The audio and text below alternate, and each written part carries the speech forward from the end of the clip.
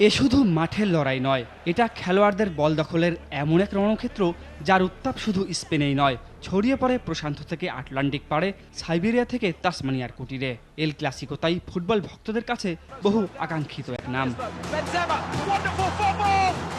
এত কিছুর পরও এবারের এল ক্লাসিকোকে ফুটবল বোদ্ধারা তকমা দিচ্ছেন লা লিগার শিরোপা নির্ধারণী ম্যাচ হিসেবে। ৩১ ম্যাচ শেষে ৭২ পয়েন্ট নিয়ে টেবিলের শীর্ষে রিয়াল মাদ্রিদ, আর এক ম্যাচ বেশি খেলে ৩ পয়েন্ট পেছনে বার্সেলোনা।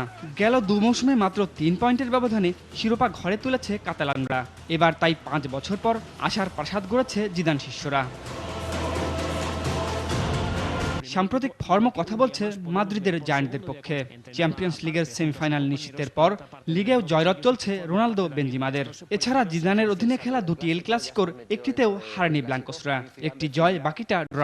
আর মৌসুমের শেষ মুহূর্তে রোনালদোর ফর্মও বাড়তি প্রেরণা রিয়াল মাদ্রিদের। বিপরীতে দিনকাল ভালো যাচ্ছে না বার্সেলোনার। চ্যাম্পিয়ন্স লিগের কোয়ার্টার ফাইনাল থেকে বিদায়, অধারাবাহিক পারফরমেন্স, ডিফেন্সে হঠাৎ ভেঙে পড়ার চিত্র, আর মিডফিল্ডে সেই আধিপত্য নেই এই স্প্যানিশ জায়ান্টদের। তার উপর আক্রমণের অন্যতম ভরসা নেইমারকে না পাওয়ার সম্ভাবনা। দলের আশা বাঁচিয়ে রাখতে তাই জ্বলে উঠতেই হবে বার্সার জার্সিতে ৫০০তম গোলের দোরগোড়ায় থাকা লিওনেল মেসিকে। অরণ্য গফুর, RTV।